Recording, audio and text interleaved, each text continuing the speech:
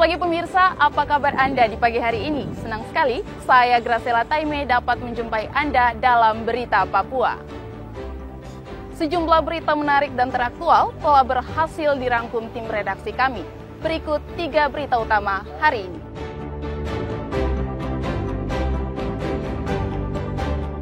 Lima pendulang emas ilegal di Kabupaten Yaukimo tewas dibantai kelompok kriminal bersenjata.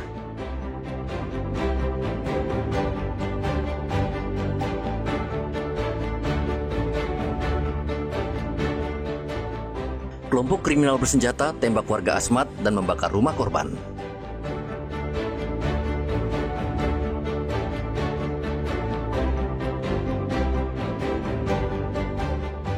Ex kantor Bapeda Mimika dibakar orang tak dikenal, pelaku masih diburu polisi.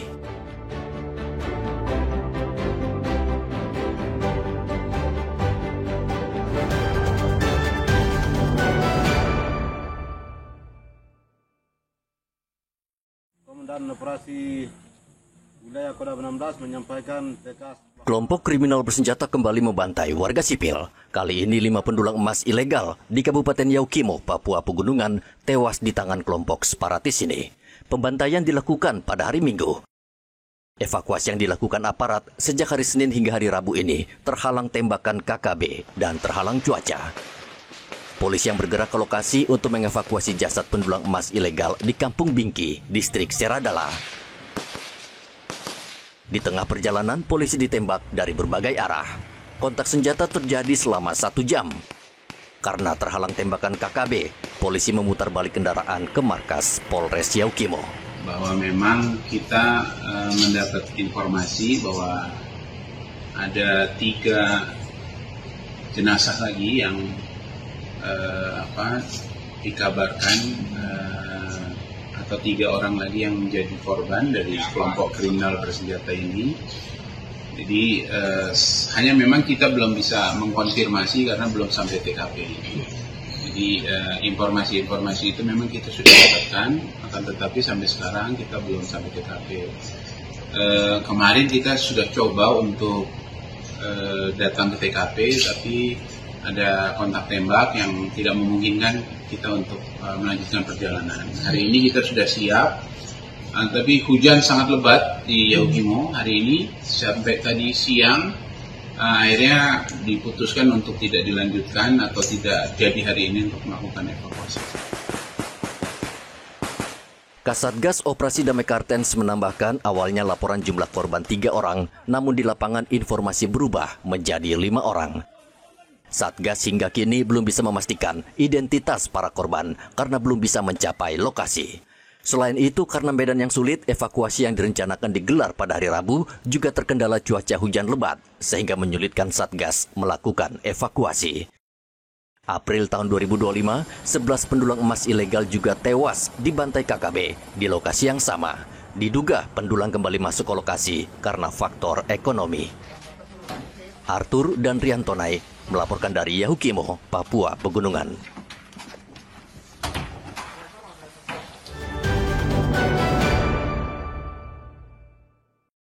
Peristiwa penembakan keji terjadi di distrik Kolbraza, Kabupaten Asmat, Provinsi Papua Selatan pada hari Senin. KKB pimpinan Elkius Kobak menembak mati seorang warga bernama Indra Guru Wardana. Tidak hanya itu, pelaku juga membakar rumah korban hingga ludes dan rata dengan tanah. Menurut Wakil Kepala Satgas Humas Operasi Damai Kartens, Kompol Yusuf Tauziri, para pelaku diperkirakan berjumlah 6 orang, salah satu dari mereka membawa senjata api laras panjang. Hingga saat ini, tim gabungan masih terus mengumpulkan data lengkap di lokasi kejadian, namun penyelidikan terkendala akses ke lokasi yang sangat sulit dijangkau. Bersenjata KKB yang menamakan dirinya Kodam 16 Yaukimo, pimpinan Elkius Kobak, melakukan aksi kejahatan bersenjata dengan menembak seorang warga sipil bernama Indra Guru Wardana, lalu membakar rumah korban hingga rata dengan tanah. Akses yang sulit dan komunikasi yang terbatas membuat proses pendataan masih berlangsung. Satgas Ops Damai Karten tetap terus melakukan pengamanan dan penyelidikan.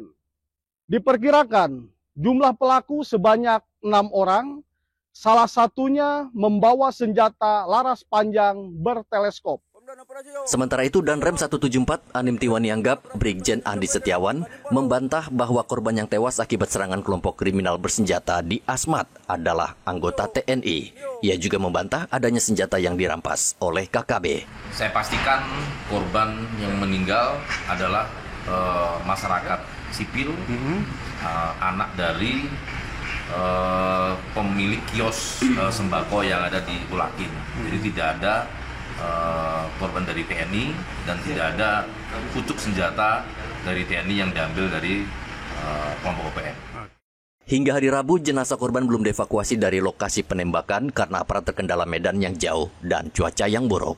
Arthur dan Muhammad Ridwan melaporkan dari Asmat, Papua Selatan.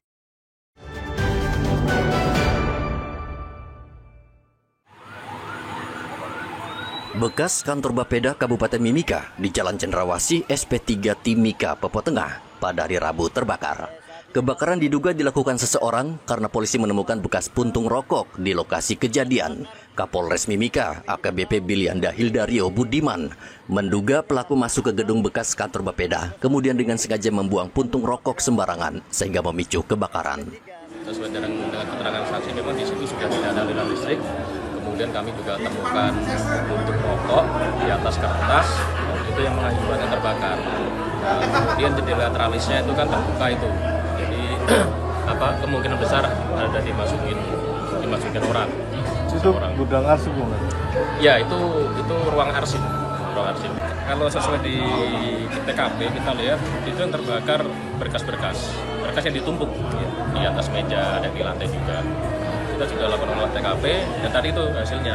Jadi ini ada kemungkinan ada orang yang masuk kemudian dengan cara membuka tralis, kemudian dia menaruh puntung rokok di atas kertas. Kebakaran di gedung ini menyebabkan ruangan penyimpanan berkas juga ikut terbakar. Sampai saat ini polisi masih melakukan penyelidikan untuk menangkap pelakunya. Igobat Momolin dan Rian Tonai melaporkan dari Mimika, Papua Tengah.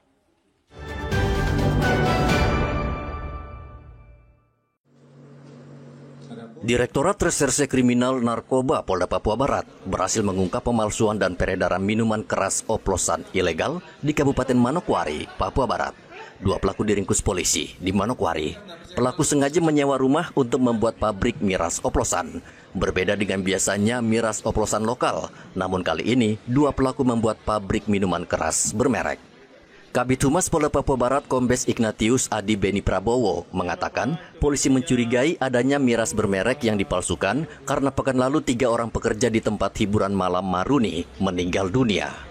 Usai mendapat informasi tewasnya 3 pekerja itu karena mengonsumsi miras, akhirnya polisi menggerebek pabrik miras di Manokwari. Kita sudah lakukan proses penyidikan yang dimulai dari laporan polisi nomor LPA 26 9 Romawi 2025 SPKT Direktorat Reserse Narkoba Polda Papua Barat. Di sini kami sudah mengamankan 2 orang terduga pelaku, yaitu berinisial LSL. Kedua tersangka kini mendekam di Polda Papua Barat untuk mempertanggungjawabkan perbuatannya. Keduanya dijerat dengan pasal 204 dengan ancaman hukuman maksimal 12 tahun penjara dan denda sebesar 4 miliar rupiah. Edi dan Rian Tonai melaporkan dari Manokwari, Papua Barat.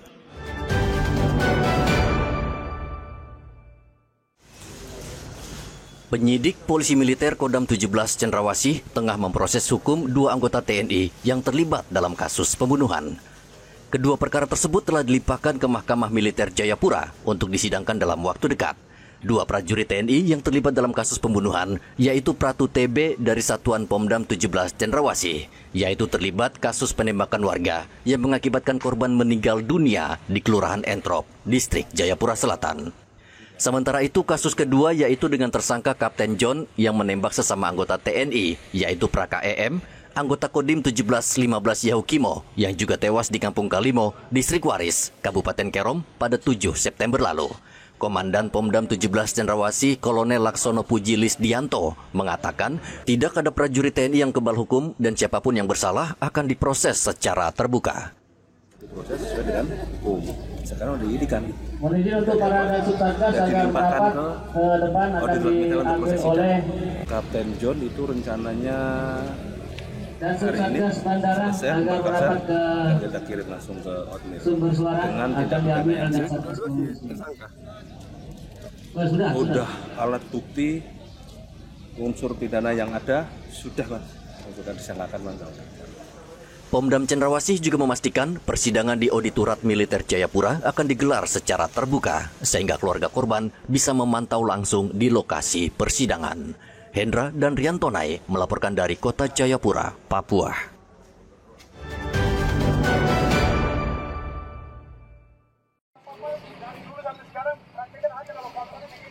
Ratusan mahasiswa yang menamakan diri Komite Nasional Pemuda Papua Barat berunjuk rasa di 2 lokasi di Kota Jayapura pada hari Rabu. Masa awalnya berencana mendatangi kantor Majelis Rakyat Papua, namun dihadang aparat sehingga orasi dilakukan di 2 lokasi. Dalam orasinya, masa meminta Presiden Prabowo menghentikan seluruh eksploitasi sumber daya alam di Papua. Menurut mahasiswa, eksploitasi yang telah dilakukan selama bertahun-tahun tidak mensejahterakan masyarakat asli Papua. Aparat menghadang massa yang berjalan kaki bergabung di kawasan lingkaran Abepura. Kapolres Jayapura Kota, Kombes Frederikus Maklarimbon, mengatakan pihaknya menerjunkan 750 personel gabungan untuk menjaga situasi tetap aman. Dengan akses fasilitas publik seperti rumah sakit, kita tahu bahwa juga di sini juga ada PLN, sumber listrik untuk Kota Jayapura. Nah, sebagian ini kita harapkan untuk masa bisa menyampaikan aspirasi, setelah itu bisa membuatkan diri dengan baik. Tentunya kita kasih waktu satu, silakan menyampaikan. Kalau memang nanti tidak bisa membuatkan diri, kita akan. Aksi mereka ini dapat ada izin? Tidak ada izin. Silakan saja mau menyampaikan aspirasi di mana, tapi yang tidak boleh adalah ormas. Kota Jayapura punya sejarah terkait dengan ormas. Tidak ada ormas yang baik dalam menyampaikan aspirasi. Selalu ada kerusuhan. Itu yang kita jaga. Karena tidak bisa ke MRP, mahasiswa membacakan tuntutan di 2 lokasi dan membubarkan diri dengan tertib. Mahasiswa juga mengancam akan kembali turun ke jalan berunjuk rasa jika permintaan mereka tidak digubris pemerintah. Arthur dan Riantonai melaporkan dari Kota Jayapura, Papua.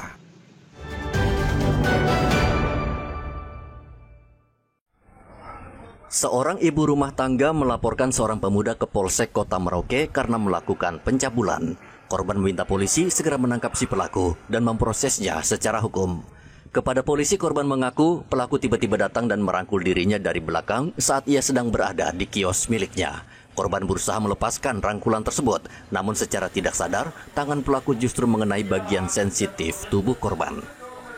Menurut Kasat Reskrim Polsek Kota Merauke, Ibtu Sitanggang, pelaku saat ini sudah ditangkap dan sementara ditahan di Polsek Kota Merauke. Korban tidak menerima atas perbuatan tersangka kepadanya sehingga korban langsung melaporkan kejadian tersebut ke Polsek Merauke Kota guna proses lanjut.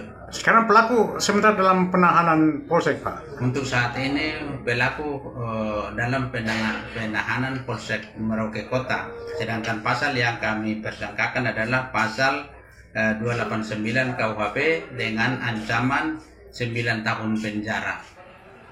Saat ini polisi masih meminta keterangan pelaku dan korban serta mengumpulkan barang bukti di lokasi. Jika terbukti bersalah, pemuda itu akan ditetapkan tersangka dan dijerat dengan pasal pencabulan dengan ancaman penjara 5 tahun. Muhammad Ridwan dan Riantonai melaporkan dari Merauke, Papua Selatan.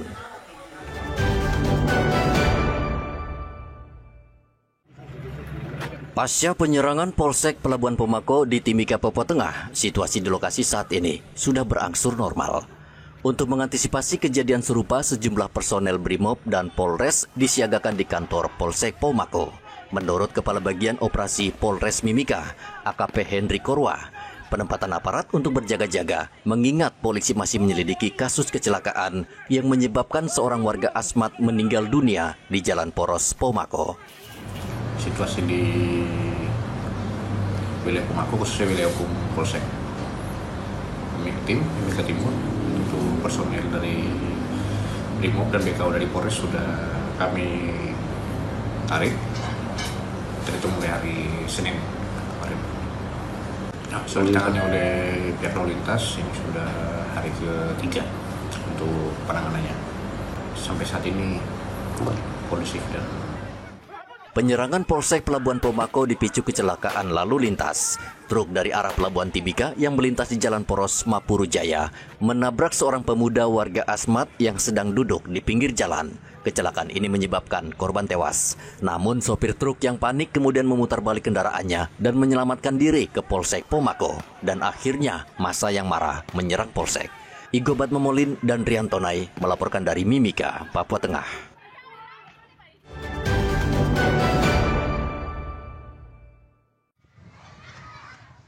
Lebih dari 3.000 guru yang saat ini bertugas di Merauke masih belum cukup untuk mencakup lebih dari 300 sekolah yang tersebar di 22 distrik, baik di tingkat TK, SD, SMP, maupun SMA.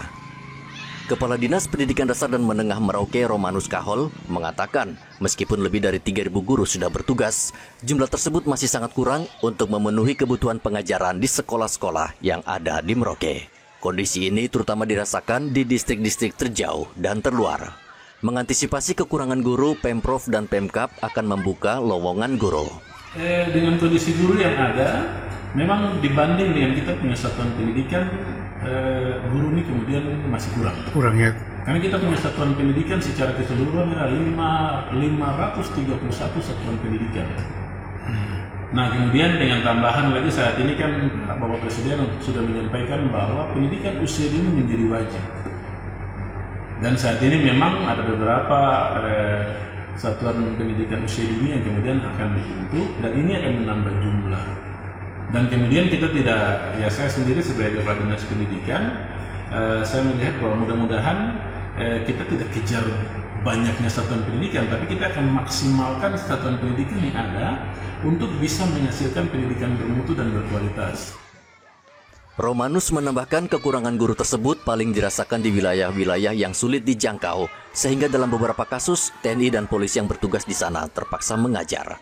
Kekurangan tenaga pengajar ini menjadi tantangan besar dalam meningkatkan kualitas pendidikan di Merauke yang masih membutuhkan banyak perhatian, terutama di daerah-daerah terpencil dan terisolasi. Muhammad Ridwan dan Riantonai melaporkan dari Merauke, Papua Selatan.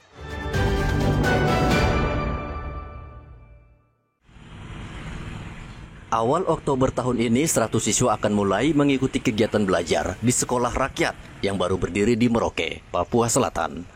Di sekolah ini akan menampung 50 siswa sekolah dasar dan 50 siswa sekolah menengah pertama. Mereka sementara akan tinggal di asrama di gedung SMK Negeri 2 Merauke sambil menunggu pembangunan gedung sekolah rakyat rampung. Program ini program pemerintah.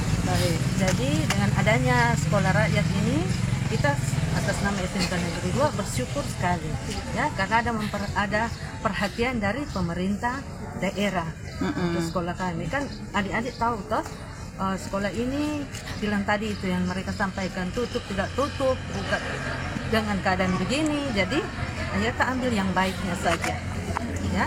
Ada berapa ruangan ditempatkan nanti, Bu Guru? Yang ruangannya mana ya? Yang mau dipakai untuk sekolah rakyat ada 9 ruangan ya? Ya, 9 gedung. Itu ya, rencananya siswanya berapa banyak itu? 3, 4, nah, ya. Siswanya ada berapa banyak rencananya itu? Siswanya sampai sekarang ini 110. Oh, yang terdaftar ya? Ya, terdaftar. Sekolah rakyat ini rencananya memiliki 6 ruang kelas dengan siswa yang berasal dari kawasan terjauh dan berasal dari keluarga tidak mampu. Muhammad Ridwan dan Riantonai melaporkan dari Merauke, Papua Selatan. Pemirsa, informasi tadi sekaligus mengakhiri jumpa kita dalam Berita Papua. Saya Graciela Taime mewakili seluruh tim redaksi yang bertugas menyampaikan terima kasih. Selamat beraktivitas, sampai jumpa. Wanyambe.